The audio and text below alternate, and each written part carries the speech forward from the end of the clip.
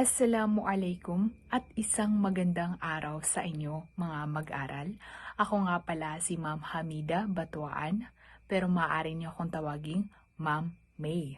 So bago tayo tumungo sa ating magiging talakay ngayong araw, ay magbabalik tanaw mo tayo o magbabalik aral kung ano nga ba ang tinalakay nila Ma'am Kai, Ma'am Mary Joy at Ma'am Noraina. So, hindi ba tinalakay nila ang isang mabuting tanong na kung saan ang isang mabuting tanong ay kinakailangan na may mga katangian ito at may mga uri ng tanong. So, ang isang tanong ay kinakailangan sa pagtuturo at pagkatuto ng mga mag-aral dahil dito na nasusukat kung ano nga ba, kung naiintindihan ba nila ang talakay o naiintindihan ba nila ang naging talakayan. So, sa pamamagitan ng isang mabuting tanong ay mas napapalawak or nagbibigay ng epektibong pagkatuto sa mga mag-aral ang mga naging talakayan. So may iba't ibang katangian nito na kung saan ang isang mabuting tanong ay kinakailangan tiyak at ang iba pa ay kinakailangan din na ito'y naiintindihan talaga. So may mga uri ng tanong ang isang mabuting tanong, di ba? Una na riyan ay ang tanong na ang sagot ay oo o hindi. Tanong na ang sagot ay may dalawang pagpipilian. Tanong tungkol sa tao, bagay, lunan o pangyayari at marami pang iba. Yun naman ay tumungo na tayo sa ating magiging talakayan ngayong araw. Na kung saan ang magiging talakayan natin ngayong araw ay ang teknolohiya. Bago muna tayo tumungo sa ating diskusyon, ay kinakailangan muna natin malaman kung ano nga ba ang mga layunin sa ating magiging talakayan ngayong araw. So sa pagtatapos ng araling ito, ang mga mag-aaral ay naipapaliwanag ang mga positibo at negatibong epekto ng teknolohiya sa pagkatuto.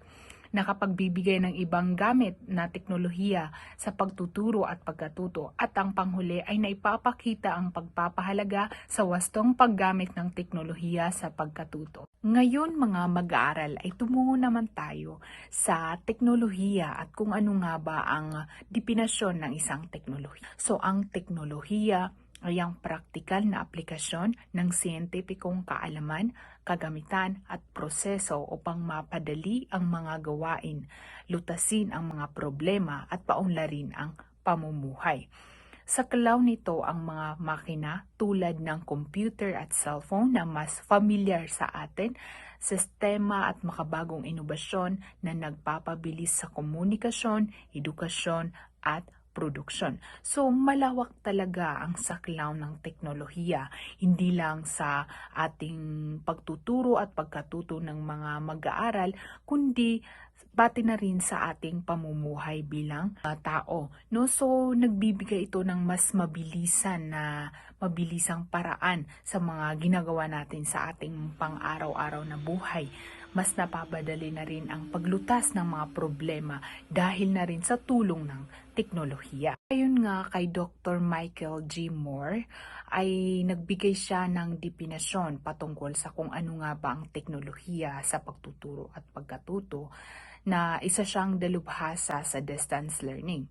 So, sinasabi niya na ang teknolohiya ay pinaghalong mga kasangkapan, pamamaraan at proseso ng disenyo upang palawakin at ang kakayahan ng tao sa pagtuturo at pagkatuto na ginagawang mas madaling maabot, interaktibo at epektibo ang edukasyon kahit sa malayo at iba't ibang oras. So, ito ay mga pinaghalong mga kasangkapan, no? So may tinatawag tayong asynchronous, no? So nadadagdagan ang paraan ng pagtuturo dahil na rin sa tulong ng teknolohiya. So dito rin ay mas nagiging madali na ipaabot ang mga kaalaman na ipapaabot ng isang guro sa pamagitan ng teknolohiya. Nagiging interaktibo rin ito dahil may nagagamit tayong iba't ibang paraan o mga online platform sa online na learning para sa mga mag-aaral na makakatulong upang mas maging interaktibo ito at nagiging epektibo ang edukasyon dahil na rin sa tulong ng teknolohiya. Dahil kahit pa nasa bahay ka man, kahit pa nasa malayo ka o hindi ka nasa isang silid-aralan mismo, ay nakakapag-aral ka pa rin at nakakapag-aral ka pa rin sa tulong ng teknolohiya dahil malaya ang mga estudyante, malaya ang guro, malaya ang mga tao ah, upang magsaliksik ng mga bagong kaalaman na nais nilang saliksikin at sa tulong ng teknolohiya. Dahil na rin sa mga online websites na nakikita natin sa online. Ngayon naman ay tumungo tayo sa teknolohiya bilang gamit sa prosesong pagtuturo at pagkatuto. So, una na riyan, ang teknolohiya ay nakatutulong para mas mapadali ang pagpapaabot ng kaalaman sa estudyante, no? Sa pamamagitan ng mga online learning websites or mga apps na nakakatulong para mas madali ang pagpapaabot ng mga kaalaman o mensahe ng isang guro sa kanyang mga estudyante, ay nagiging madali ito tulad ng Messenger, Google Classroom at iba pang mga online learning app na nakatulong para mas maging madali ang komunikasyon ng guro at estudyante. Pangalawa, ang teknolohiya rin ay makatutulong sa guro para alamin ang pag-unlad ng isang estudyante, no? So, sa pamamagitan ng teknolohiya ay mas napapadali ang tracking progress sa ng guro sa kanyang mga estudyante. Katulad na lamang ng Google Classroom, hindi ba? Sa Google Classroom ay nakakapagbigay ng scores ang guro sa kanyang mga estudyante at hindi na mahirapan ng guro sa pag-compute manually sa mga activities na ginagawa ng kanyang mga estudyante dahil sa tulong ng teknolohiya ay napapadali na ito. Pangatlo, sa pamamagitan ng teknolohiya ay abot kamay na ang kaalaman. So, ibig sabihin na malaya talaga ang tao, ang mga estudyante na na matuklasan ng mga kaalaman na kanilang gustong tuklasin dahil na rin sa tulong ng teknolohiya, hindi ba? So, nandyan ang Google, nandyan ang iba't ibang um, online learning app or online websites na kung saan nakatulong ito para mas maging malawak ang ating kaalaman. Pang-apat, ang guro at estudyante ay may access na sa mga impormasyon anumang oras. Yun nga sinasabi ko, anytime talaga ay access ang bawat tao sa mga impormasyon na kanyang nais tuklasin dahil sa pamamagitan ng mga websites o pamamagitan ng mga apps na nakakapagbigay ng impormasyon ay mas madali na ito sa atin. Anytime, kahit anong oras ay as long as may pang-internet ay nakatulong sa atin ang teknolohiya. Panglima, sa tulong ng teknolohiya ay naging epektibo ang mga kolaboratibo na gawain ng mga mag-aaral. So, sa tulong ng teknolohiya, mas madali na ang mga aktibidad na binibigay ng guro dahil na rin sa engaging ang binibigay sa tulong ng teknolohiya ay mas nabibigyan ng motivation na mas maging kolaboratibo ang mga mag-aaral. Ngayon naman ay tumungo tayo sa epektibong paggamit ng multimedia sa paglinang ng pagtuturo at pagkatuto. So una na riyan ay nagpapalinaw ng aralin sa pamamagitan ng larawan, video at audio na tumutulong sa mas madaling pag-unawa ng mga estudyante. So sa pamamagitan ng multimedia ay nakakapagbigay na ito ng kalinawan sa mga binibigay ng guro katulad lamang ng larawan, video at audio na mas nagiging madali ang pag-unawa ng mga estudyante. Pangalawa, nagpapataas ng interes at motibasyon ng mga mag-aral dahil mas nagiging makulay at interaktibo ang pagkatuto. Hindi ba pag nasa online na gawain ang mga binibigay ng isang guro sa kanyang mga estudyante ay nagiging mas engaging, mas nagbibigay ng interest sa mga mag-aaral na mag-participate.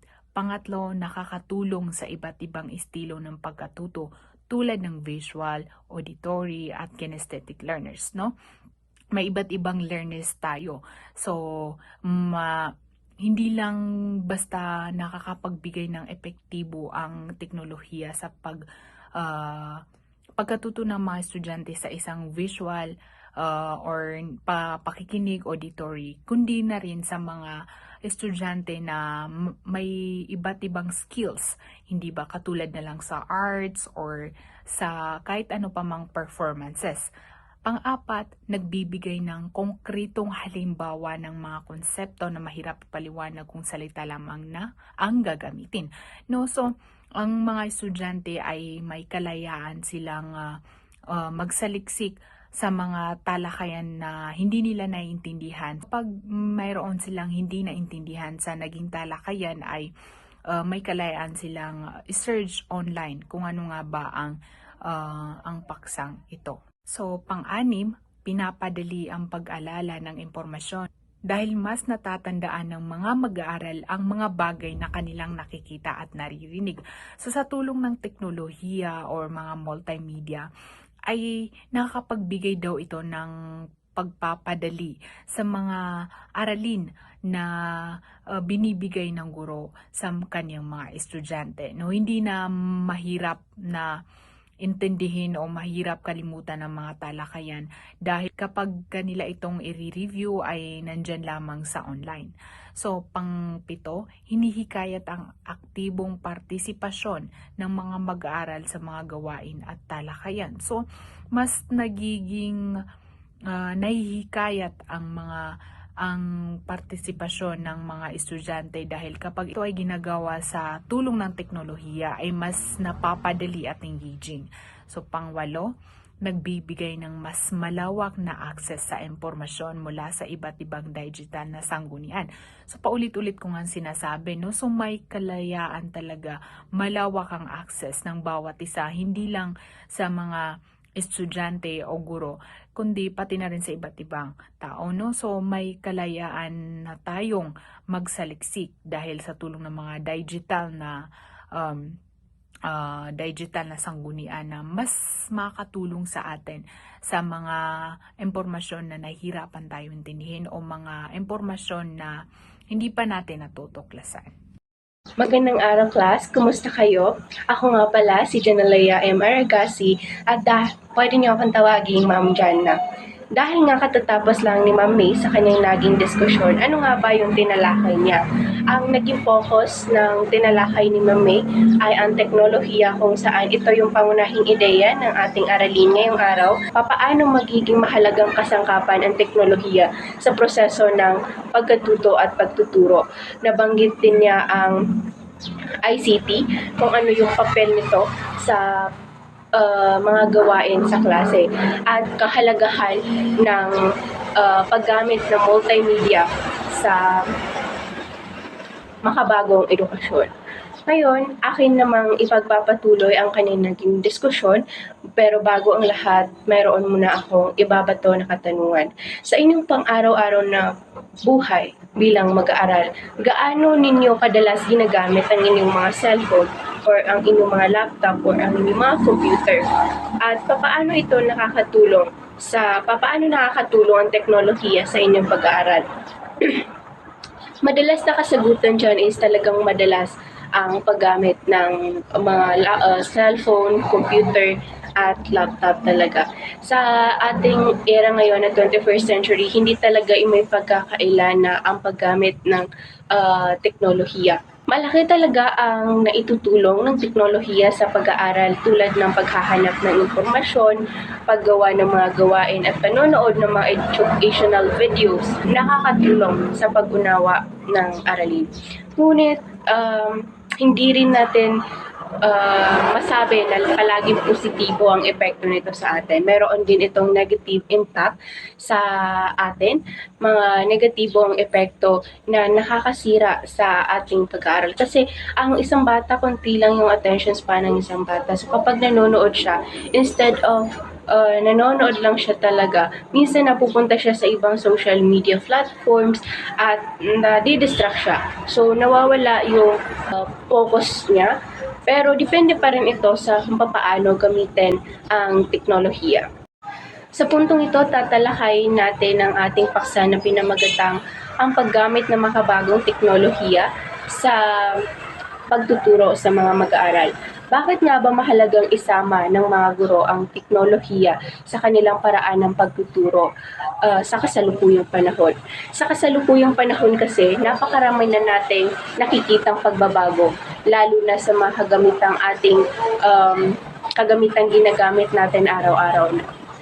Patuloy na umuunlad ang paggamit ng mga modernong teknolohiya upang mas mapadali ang ating mga gawain, makasabay sa makabagong henerasyon at maging bahagi ng libangan at pagkatuto ng mga kabataan. Dahil dito, minabuti ng ilang mga guro mula sa iba't ibang paaralan na gamitin ang mga makabagong teknolohiya bilang kasangkapan sa pagtuturo upang mas mapukaw ang interes ng mga mag-aaral sa pag-aaral. Batay nga sa mga pag-aaral, mahalaga talaga ang paggamit ng mga kagamitang panturo sa loob ng silid-aralan. Ayon kina Abdad at Roedas 2001, ang mga kagamitang panturo tulad ng medyang instruksyonal ay nagbibigay ng konkretong pundasyon sa pagkatuto ng mga mag-aaral. Ibig sabihin, mas nagiging malinaw at mas nagiging madaling maunawaan ng mga mag-aaral ang aralin kapag gumagamit ang guro ng mga visual o multimedia na kagamitan. Naintindihan ba, class? Bakit ba nagiging mas epektibo ang pagkatuto kapag gumagamit ng mga kagamitang paturo tulad ng mga video, larawan o presentasyon?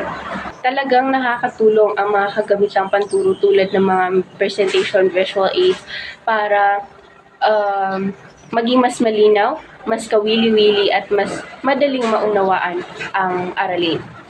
Ayon din kay Aton 2007, kapag ginagamit ng mga guro ang multimedia sa kanilang pagtuturo, nagiging mas sistematiko, mas magaan at mas kawili-wili ang kanilang paraan ng pagtuturo. Ngayon naman pag-usapan natin ang integrasyon ng teknolohiya sa pagtuturo sa Filipino. Kapag sinabi nating integrasyon ng teknolohiya, ang unang pumapasok sa isip natin ay ang paggamit ng mga gadget o paggamit ng iba't ibang ICT tools sa pagtuturo. Kapag sinabi nating integrasyon ng teknolohiya, ito ay tumutukoy sa paggamit ng iba't ibang teknolohiya upang mapahusay ang karanasan sa pagkatuto ng mga mag-aaral. Sa pamamagitan kasi ng integrasyon na to, nagiging mas aktibo ang mga mag-aaral sa pakikilahok sa mga gawain at talakayan sa loob ng klase. So, class, narito ang tatlong bahagi ng integrasyon ng teknolohiya sa pagtuturo ng Filipino. Una, pakikilahok ng mga mag-aaral sa talakayan. Pangalawa, tumutulong sa mga mag-aaral na may iba't ibang estilo ng pagkatuto. At pangatlo, ihanda ang mga mag-aaral na may mga kasanayan sa buhay. So class, paano nga ba nakakatulong ang teknolohiya upang mas maging aktibo ang mga mag-aaral sa talakayan sa klase?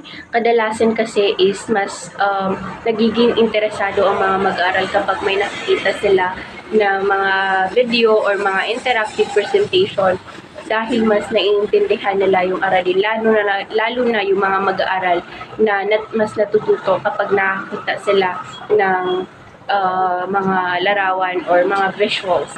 Ipinapakita lamang nito na ang teknolohiya ay nagiging daan upang mas maging aktibo, mas maging masigla ang pakikilahok ng mga mag-aaral sa talakayan sa klase. Alam natin na hindi pare-pareho yung paraan ng pagkatuto ng bawat mag-aaral.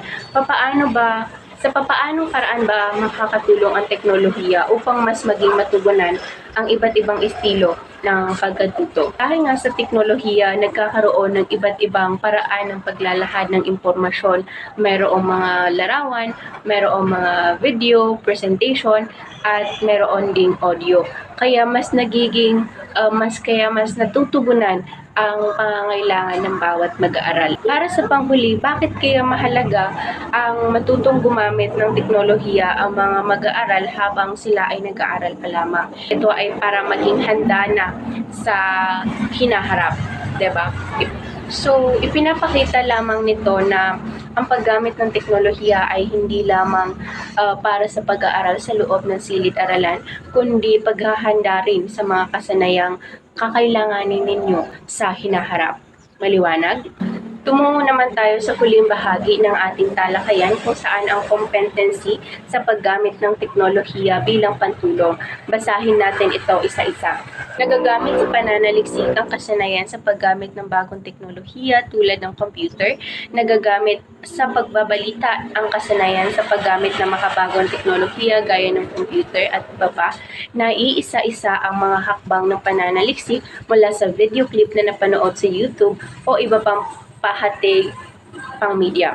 Nasusuri ang paraan ng pagbigkas ng tula ng mga kabataan sa kasalukuyan batay sa napanood maaaring YouTube o sa klase. Nasusuri mula sa YouTube ang ilang halimbawa ng pagbigkas ng tula, isahan man o sa bayan, na ibibigay ang sariling reaksyon sa pinanood na video na hinango sa YouTube, na ibabahagi ang isang halimbawa ng napanood na video clip mula sa YouTube o ibang website na maaaring magamit. Napanonood sa YouTube at natatalakay ang isang halimbawang festival ng Kabisayaan na isusulat ang buod ng piling tagpo gamit ang computer at nagagamit ng wasto ang card catalog o online public access catalog. So class, ano sa tingin ninyo ang kahalagahan ng pagkakaroon ng mga kasanayan sa paggamit ng teknolohiya sa pag-aaral ng Filipino?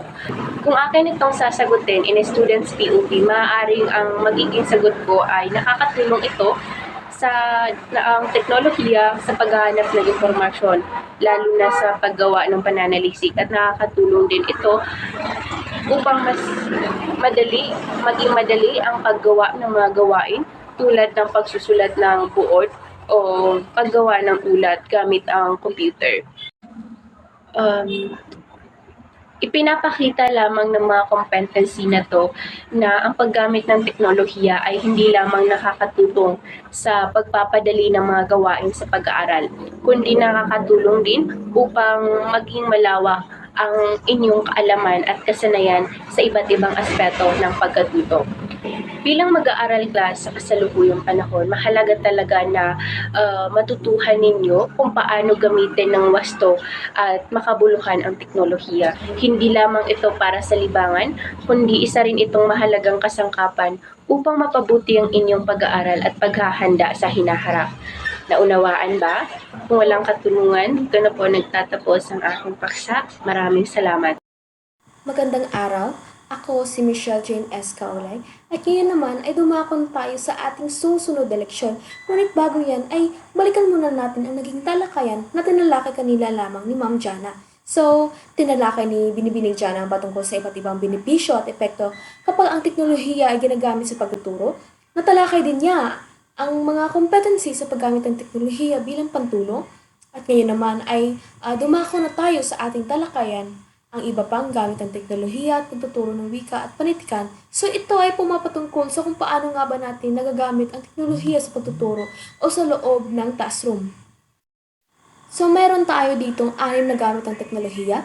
Una ay ang pagganyak. So nagagamit natin ang teknolohiya sa pagganyak dahil sa pamamagitan nito ay mas nagkakaroon ng interes ang mga mag-aaral sa aralin. So sa pamamagitan kasi ng paggamit ng teknolohiya sa pagganyak, katulad na lamang ng pagbibigay ng mga larawan, mga videos, or mga interactive na gawain ay mas nagiging interesado ang mga mag-aaral na makilahok sa talakayan. So isa itong magandang simula upang maging maganda ang daloy ng pagtuturo. So, pangalawa ay ang aktibasyon ng skema. So, nakatutulong din ang teknolohiya sa pamamagitan kasi ng digital na presentasyon or online aktibidad ay naiugnay nila ang kanilang dating kaalaman sa bagong aralin. Pangatlo ay ang supplementaryong material na kung saan ito ay maaaring magamit ng mga guro at mga mag-aaral ng teknolohiya upang mas madagdagan ang kanilang kaalaman na hindi pa nila kailanman natutunan sa libro, katulad na lamang ng mga online articles, mga e-books at iba pang mga sanggunian na makikita natin sa internet. Pang-apat ay ang karagdagang pagsasanay o practice sa pagbigkas, pagpapahayag at iba pa. So, nakatutulong ang teknolohiya dahil sa pamamagitan ng pakikinig ng mga audios, mga online videos at iba pa. na pwede mong magamit sa pagsasanay. Panglima ay ang exposure sa kultura, sa konteksto ng wikang pinag-aralan. So, sa pamamagitan kasi ng teknolohiya ay nalalaman o nakikita natin ang iba't ibang kultura na hindi na kailangan personal na puntahan. At ang panghuli ay nakatutulong din ang teknolohiya sa karagdagang interaksyon sa labas ng classroom nang hindi na kinakailangan magkita ng personal dahil sa pamamagitan lamang ng online apps or mga platforms ay nakakapag-usap na tayo or nakakapag-interact na tayo. So, meron tayo dito mga digital na mapagkukunan ng impormasyon, katulad na lamang ng mga video websites na kung saan ay pwede tayong manood or mag-download ng mga videos, mga YouTube channels katulad na lamang ng ABS-CBN News, GMA News, or GMA Public Affairs at iba pa, mga journals at e-books na naglalaman ng mga pang-akademikong artikulo na maaaring magamit natin sa pananaliksik, katulad na lamang ng mga ejournals.ph or mga AGSSR, mga database ng mga pananaliksik. Makatutulong din ito sa paghanap ng mga naunang pag-aaral na maaari natin magamit sa ating sariling pananaliksik. Database ng mga Filipiniana materials na kung saan ay naglalaman ito ng mga aklat, mga dokumento at iba pang basahin tungkol sa ating bansa or sa mga kulturang Pilipino or mga kasaysayan at panitikan. Mga blog na maaaring magamit bilang plataforma sa pagbabahagi ng mga ideya or mga karanasan at estadistika at iba pang datos na makatutulong sa pagbibigay ng konkretong impormasyon na maaari nating gamitin sa pagsusuri at pananaliksik, paglikha ng graph, infographic at iba pa na makatutulong din sa atin sa paggawa ng mga graph upang mas maging maiksi at malinaw ang impormasyong nais ibahagi. At ang panghuli ay ang balita, latalahin at iba pa na nagsisilbing karagdagang babasahin na makatulong upang mas lumawak pa ang ating kaalaman. So dumako naman tayo sa negatibong epekto ng integrasyon ng teknolohiya sa pagtuturo. So hindi naman talaga natin maiiwasan ang negatibong epekto nito sa mga mag-aaral dahil minsan kasi ay hindi na tayo nakapokus sa pakikinig sa loob ng klase. So bakit nga ba nakakagambala ang teknolohiya sa pagtuturo? So nakakagambala ito dahil hindi talaga ito maiwasan ng mga mag-aral dahil nasanay na kasi sila na hawak-hawak nila palagi ang kanilang mga gadgets kahit saan kaya nagiging resulta ito pang gamitin nila ito sa loob ng klase. So, isa pa sa mga dahilan ay madali kasi silang magsawa o antukin habang nagdi-discuss ang guro sa harapan. Kaya upang malibang nila ang kanilang mga sarili ay ginagamit na lamang nila ang kanilang mga gadgets kahit patago. So dito naman sa paghina ng mga kasanayang panlipunan ay ang ibig sabihin lamang nito ay unti-unti nang bumababa ang kakayahan ng isang tao na makipag-ugnayan sa ibang tao sa lipunan. Dahil imbes kasi na magkita ang lahat ng personal ay ang ginagawa na lamang nila ay nag-uusap sila through online platforms. Sobra na ang impormasyon. Nanganguhulugan lamang ito na dahil sa marami ang may access sa internet ay may kakayahan silang magbigay ng mga maling impormasyon. So, sinasabi dito na kahit ang mga tanga ay may kakayahang magbukas ng mga websites, blogs at iba pa. So, ang mga ito ay maaaring maging lubhang pahirap sa mga mag-aaral na maintindihan ang mga impormasyong nababasa dahil nalilito na sila kung tama nga ba o mali ang impormasyong binasa or pinanood. Pang-akademikong kawalan ng katapatan. So, mapapansin talaga na halos nakadepende na tayo sa AI dahil kung may nais tayong ipasagot through isang enter lamang or isang picture lang ay ibibigay na kaagad sa atin ng AI ang mga sagot. So, isa itong negatibong halimbawa na patuloy pa rin nangyayari sa mundo ng pag-aaral dahil iniisip kasi ng mga mag-aaral na bakit pa ako mag-aaksaya ng oras kakaisip ng sagot kung pwede ko lang namang itong iasa sa AI nang walang kahirap-hirap. So, hindi dapat ito gawing routine ng mga estudyante kada nagbibigay ang mga guro na aktibidad. So, dito naman sa implikasyon sa kalusugan ay hindi talaga ito maiiwasan kasi sa sobra nating paggamit ng teknolohiya ay hindi natin maiwasan na maging dependent nito. At dahil nakadepende na tayo sa teknolohiya at palagi nakababal ang ating mga mata, lalong-lalo na sa kung wala tayong pahinga at madilim pa ang paligid, ay unti-unti talaga nating unti-unti talaga nitong kakainin ang paningin ng ating mga mata katulad lamang sa akin na mataas na ang grado sa mata dahil sa kakatutok o kakagamit ng cellphone. At ang panghuli ay ang teknolohiya ay hindi palaging available. So, alalahanin din natin na hindi lahat ng paaralan ay may access sa teknolohiya, lalong-lalo na sa mga paaralan na nasa liblib na lugar. Kaya naman ihanda din natin palagi ang mga tradisyonal na kagamitan sa pagtuturo upang hindi natin maaksaya ang oras sa pagtuturo. So, huwag rin natin kalimutan na kung may negatibong epekto ito, ay tiyak namang may positibo rin itong epekto dahil unang-una ay mas nagiging interaktibo ang pagkatuto kung may teknolohiya katulad na lamang ng pagganyak. So, madali na rin ang pakikipag-usap natin sa isa't isa kung may kailangan tayo sa ating mga aktibidad at madali tayong makahanap ng mga impormasyon sa isang search na lang. At higit sa lahat ay nalilinang nito ang digital skills natin, lalong-lalo na sa mga guro. Ilang paalala sa integrasyon ng teknolohiya. So, gaya ng nasa curriculum guide ng DepEd, pantulong lamang sa pagtuturo sa halip na focus ng diskusyon ang teknolohiya. So, ang ibig sabihin lamang nito ay hindi natin dapat gawing sentro ng pagtuturo ang teknolohiya dahil gagamitin lamang natin ito bilang pantulong upang gawing mas interaktibo ang talakayan at mapabilis at maging maganda ang daloy ng pagtuturo. Sa pangalawa, laging maghanda ng backup na tradisyonal na kagamitan sapagkat ang teknolohiya ay lagi may posibilidad na pumalya. So, tama naman 'di ba? Dapat talaga ay may backup tayo kung sakasakali lamang na pumalya ang teknolohiya dahil baka maaring mawala ng kuryente, masira ang TV or ang laptop or hindi kaya ay baka mawala ang files. Kaya kinakailangan talaga na palaging nakahanda ang mga tradisyonal na kagamitan. At ang panghuli ay isaalang-alang din natin ang sitwasyon ng lahat ng estudyante. So yes, isipin din natin yung ibang estudyante na walang sapat na access sa teknolohiya. So bigyan din natin sila ng option nang sa gayon ay hindi sila mapag-iwanan sa klase. So sa pagtatapos, base sa aming tinilakay ay masasabi lamang natin na hindi ibig sabihin na kahit malaki ang naging tulong ng teknolohiya sa pagkatuto ng mga mag-aaral ay kakalimutan na rin natin na may masamang epekto din ito sa atin, lalong-lalo na sa mga mag-aaral na palaging gumagamit ng teknolohiya. At dapat din ay maging maingat tayo sa paggamit ito.